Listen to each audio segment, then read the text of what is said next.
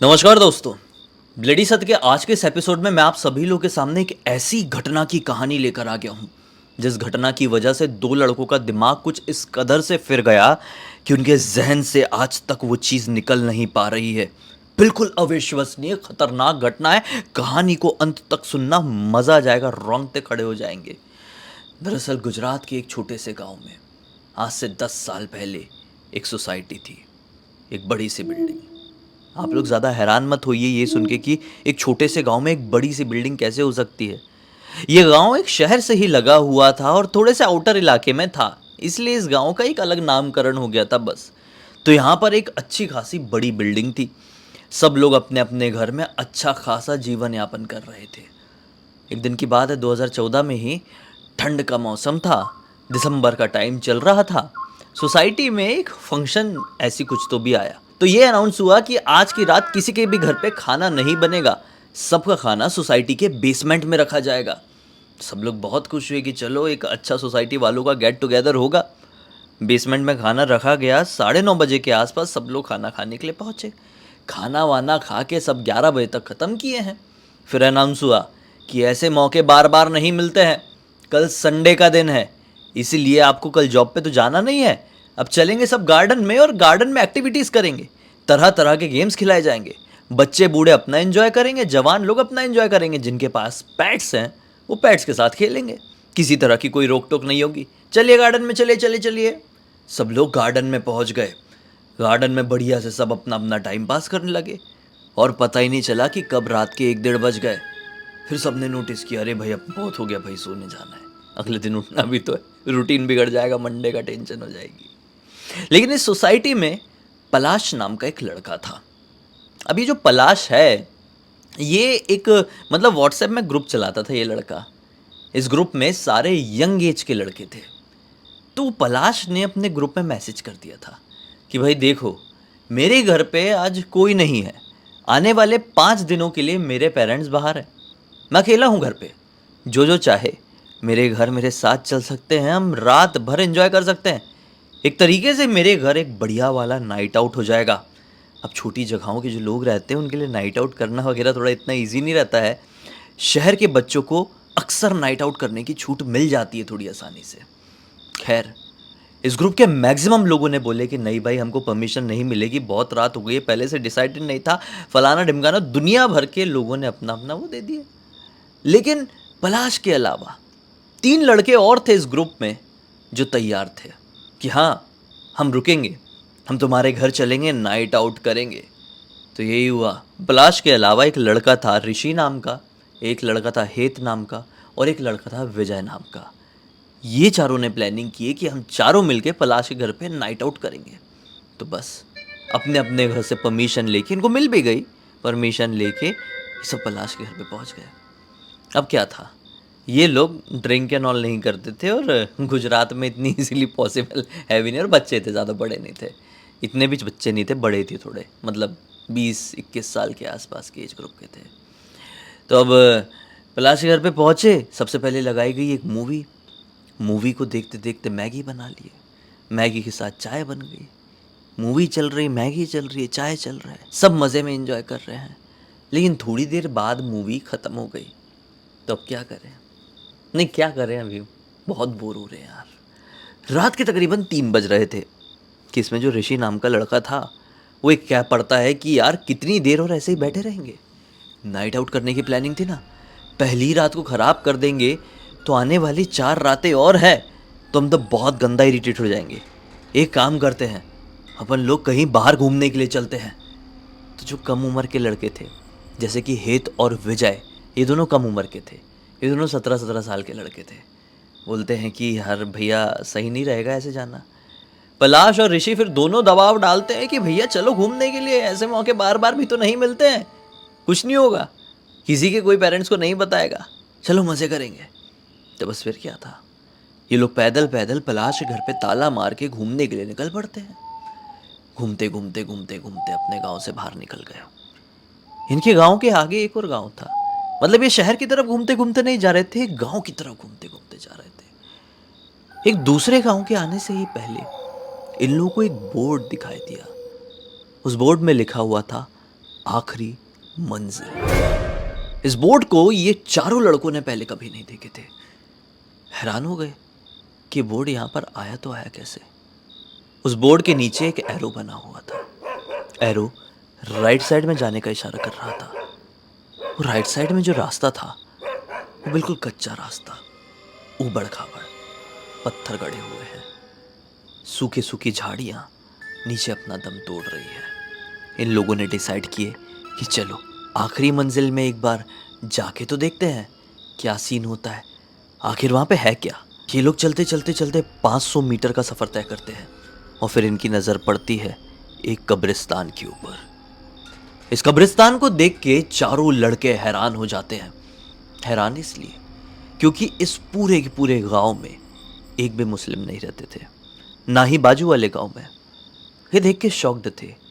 जब यहाँ पर एक भी मुस्लिम नहीं रहते हैं तो यहाँ पर एक मुस्लिम कब्रिस्तान कैसे है। अंदर कुछ ऐसी कब्र भी थी और अंदर का जो माहौल था वो बहुत ही ज़्यादा क्रीपी वाइब दे रहा था।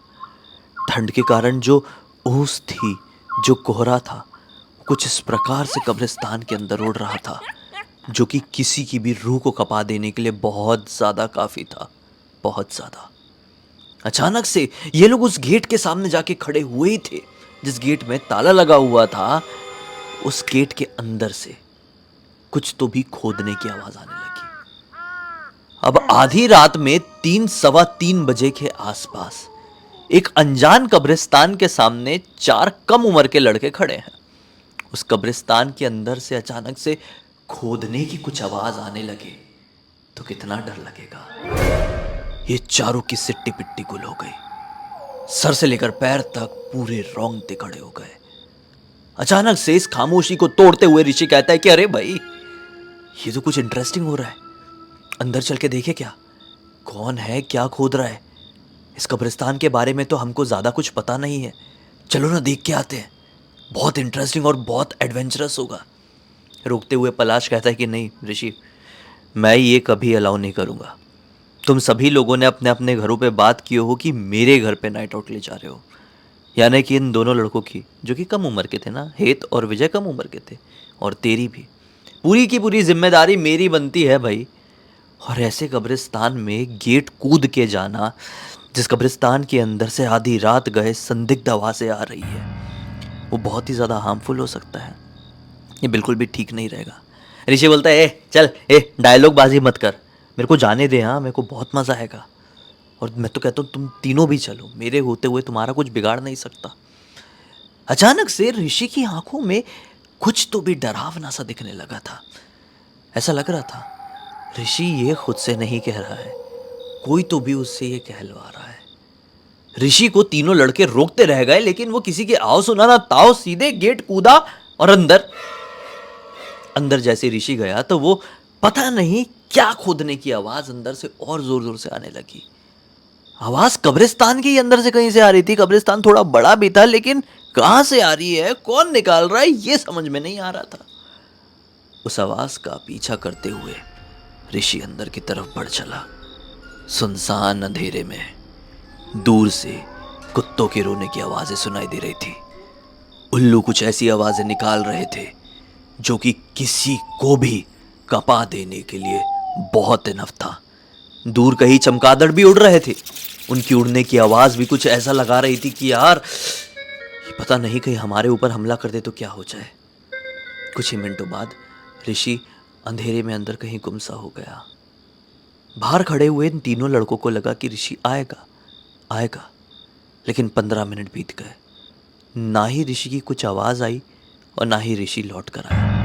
इनफैक्ट अंदर से जो कुछ खोदने की आवाजें आ रही थी वो अब इतनी जोर जोर से आने लगी कि पूरा का पूरा इलाका उस खोदने की आवाज से ठंग ठंग ठंग गूंजने लगा। अब पलाश, जो कि इस रात के नाइट आउट का होस्ट था, उसके मन में डर लगा कि ऋषि को क्या कुछ हो तो नहीं गया।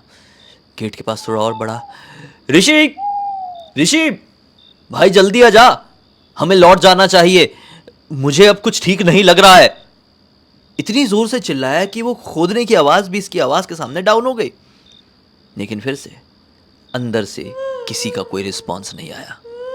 पलाश को चिंता हुई, बोला कि देखो तुम दोनों यहीं पर खड़े रहना, मैं अभी गया और अभी आया। कुछ भी हो जाए यहाँ से हिलना नहीं, वरना तुम दोनों को कुछ हो गया ना तो तुम दोनों के मम्मी पापा मुझे छोड़ेंगे नहीं। ऐसा कह के पलाश भी गेट के अंदर कूद पड़ा और वो भी आवाज लगाते हुए ऋषि ऋषि अंदर अंधेरे में खो गया। फिर पता नहीं क्यों जो कुत्तों के रोने की आवाज थी बाहर खड़े हुए इन दोनों लड़कों को और नजदीक से सुनाई देने लगी। उल्लू की आवाज भी और नजदीक आ गई और ऐसा लग रहा था चमगादड़ तो बिल्कुल सर के ऊपर से उड़ते हुए जा रहे हैं। दिखाई साला कुछ नहीं दे रहा है, यहाँ पे सब सुनाई दे रहा है। दिमाग खराब। ये दोनों भैया, ऋषि भैया पलाश भैया, ना जाने कब्रिस्तान के अंदर किधर तरफ चले गए। अचानक से इनको पीछे से किसी की लड़की की आवाज आई चिल्लाने की। अरे भाई जैसे राज फिल्म में आई थी ना, लिटरली वो चुभती हुई आवाज दूर से इनको सुनाई दी। बस नहीं, बस आप सोचो ना, आप हो हित और विजय के साथ, आप भी वहां पे खड़े हो और आपको भी वो आवाज सुनाई दे रात के 3-3:30 बजे एक अनजान कब्रिस्तान के सामने, तो आपको कितना डर लगेगा।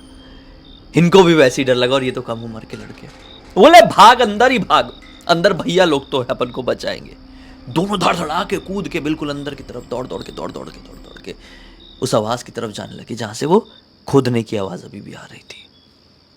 थोड़ी देर जाने के बाद इनको एक पेड़ के पीछे की तरफ से वो आवाज सुनाई देने लगी। ये समझ गए कि आवाज एग्जैक्टली इस पेड़ के पीछे से आ रही है। उस पेड़ के पीछे जाकर खड़े हो गए और देखने की कोशिश करने लगे कि कौन है। दिखाई दिया कि जो कोई खोद रहा है वो 2 लोग हैं और उन्होंने कपड़े तो ऋषि और पलाश की तरह ही पहने हुए। ये दोनों वहां पर कुछ देख के नोटिस कर पाते कि अचानक से विजय, जिसने स्लीवलेस टी शर्ट पहना हुआ था, उसे कंधे में किसी ने ऐसे उंगली फिराया। ये घबराकर जैसी पलटा है, इसको पीछे क्या दिखाई दिया? इसको पीछे दिखाई दी है उस पेड़ से लटकती हुई सड़ी हुई लाश, जिसके पूरे शरीर में कीड़े लग चुके थे और इल्ली ऐसे ऐसे बाहर निकल रही थी, आंख से, कान से, नाक से, मुंह से, और ना जाने अंदर की भी पूरी स्किन को फाड़ते हुए। ये उस भयावह दृश्य को देख के जोर से चीख पड़ा और जैसे ये चीखा है ना, वो दोनों जो खोद रहे थे वो खोदते खोदते रुके, पलटे। वो दोनों कोई और नहीं, ऋषि और पलाश ही थे, लेकिन उनका चेहरा नॉर्मल नहीं, इतना डरावना दिख रहा था जिसकी कोई लिमिट नहीं। इन दोनों के डरावने चेहरे को देखकर, हाथ में वो बड़े से शवल को देखकर, ये दोनों और डर गए कि दोनों भैया कर क्या रहे हैं यार। वो डरावने चेहरे के साथ वो अपना शवल लेके इनके ऊपर मारने के लिए दौड़े ही हैं कि ये फिर से बाहर की तरफ भागना शुरू किए। भागते भागते भागते ये भाग रहे हैं, वो इनके पीछे भाग रहे हैं, आगे भाग रहे हैं, वो इनके पीछे भाग रहे हैं। ये लोग उस गेट तक पहुंचे और गेट को कूदते हुए, गिरते हुए सीधे मुंह के बल बाहर। लेकिन बाहर जैसे पहुंचे तो क्या पाए कि बाहर ऋषि और पलाश तो पहले से ही खड़े हुए हैं और इनको देख के पड़े, भाई क्या हो गया, क्या हो गया, तुम लोग अंदर कब पहुंचे? ये लोगों ने बोले भैया यहां से पहले निकलते, आप दोनों यहां पे नॉर्मल कैसे दिख रहे हो, वहां पे आप दोनों बहुत डरावने दिख रहे थे, यहां से भागो। भागे, भागते भागते भागते वापस से पलाश के घर पर पहुंचे। अब बात सामने ओपन हुई। पलाश और ऋषि को विजय और हित पूरी बात बताते हैं। भैया जब आप दोनों अंदर चले गए थे ना, तो हमको ना यहाँ से पीछे से एक लड़की की जोर से चिल्लाने की आवाज़ सुनाई दी थी। हम लोग अंदर गए तो आप हमको वही चीज़ खोदते हुए दिखाई दिए जिसकी आवाज़ बाहर तक आ रही थी। फिर आप लोग जब पलटे तो आप बहुत डरावने दिख रहे थे और वो शवल से हमको मारने के लिए हमारे पीछे दौड़े और एक सड़ी हुई ऐसी ऐसी लाश वाश भी दिखी थी। भैया हम बहुत डर गए, हम गिरते पड़ते बाहर पहुंचे तो आप हमको बाहर भी दिखाई दिए। पलाश बोलता है क्या बात कर रहे हो भाई, अंदर जब मैं ऋषि को देखने के लिए गया, ऋषि मुझे मिला ही है कि पीछे से हमें तुम्हारी चिल्लाने की आवाज़ सुनाई दी। हमको लगा कि तुमको कुछ हो तो नहीं गया। हम लोग भागते भागते पीछे के रास्ते से इधर आ गए, हमको एक रास्ता दिखा था। फिर हम बाहर तरफ पहुंचे गेट के तो तुम लोग हमें दिखाई नहीं दिए और फिर हम देख ही रहे हैं कि तुम कहाँ चले गए। उतने में तुम्हारी अंदर से चिल्लाने की आवाज़ आई और फिर कुछ ही सेकंड्स बाद तुम गेट कूद के ऐसे बाहर आए हमारे सामने। यार ठीक तो है ना सब, मतलब तुम लोगों को कोई चोट वोट तो नहीं लगी है? वही कसम खाते हैं हम लोग आज के बाद उस कब्रिस्तान के आसपास कभी नहीं जाएंगे। फिर बस काफ़ी दिन बीत गए। एक दिन विजय ने अपने एक बड़े से डिस्कस कर लिया कि वो आखिरी मंजिल नाम का कब्रिस्तान कहाँ पर है और अपने गांव में कैसे आया? तो किसी बड़े ने बताया कि क्या बात कर रहा है भाई, कौन सा कब्रिस्तान? ऐसा कोई कब्रिस्तान यहाँ पर नहीं है। एक ज़माने में हुआ करता था लेकिन अब नहीं है। बोले एक ज़माने में हुआ करता था मतलब? वो भैया ने बताया, मतलब जिससे विजय बात कर रहा है वो भैया ने बताया कि भाई आखिरी मंजिल नाम का कब्रिस्तान आज से लगभग 50 साल पहले अपने गांव के बाहर तरफ हुआ करता था। लेकिन फिर समय के साथ यहाँ पे एक दो मुस्लिम परिवार रहते थे, वो भी बाहर रहने के लिए चले गए, तो वो कब्रिस्तान भी पूरा सुनसान रह गया। फिर वहाँ पे कुछ है नहीं अभी। बस भाई, ये घटना इनके जहन में इतने खतरनाक तरीके से बैठ गई कि क्या बताएं। तब से लेकर आज तक इन चारों में से एक ने भी हिम्मत नहीं जुटा पाया है कि हम उस इलाके के आसपास भी चले जाएं। इस पूरी घटना की जानकारी मुझे किसी और ने नहीं बल्कि खुद हेत ने इंस्टाग्राम पर लिखकर भेजा। मैंने सोचा आप लोगों को बताऊं और ये समझाने की कोशिश करूं कि पैरानॉर्मल वर्ल्ड कितना ज्यादा खौफनाक है। आज आपको उदाहरण मिल ही गया होगा। इसी एक नोट के साथ अब इस कहानी का अंत करते हैं। अब तक इस वीडियो को देख लिए तो लाइक जरूर कर देना, चैनल को सब्सक्राइब करके बेल आइकन दबा के ऑल के ऑप्शन में क्लिक करना, क्योंकि इसी तरह के हैरान कर देने वाले खौफनाक वीडियोस डेली आप लोग के सामने लेके आता रहता हूँ। इंस्टाग्राम की लिंक इस वीडियो के डिस्क्रिप्शन बॉक्स में मिल जाए, क्लिक करके डायरेक्टली वहाँ पर पहुँच जाना। और इसी तरह की कोई भी कहानी, टॉपिक या जानकारी आप लोग के पास भी है तो लिख भेजना। हो सकता है मेरा अगला वीडियो कल आपके हिसाब से ही बन रहा हो। तो चलिए कल फिर से मिलते हैं, तब तक के लिए बहुत बहुत धन्यवाद। आपका दिन शुभ हो।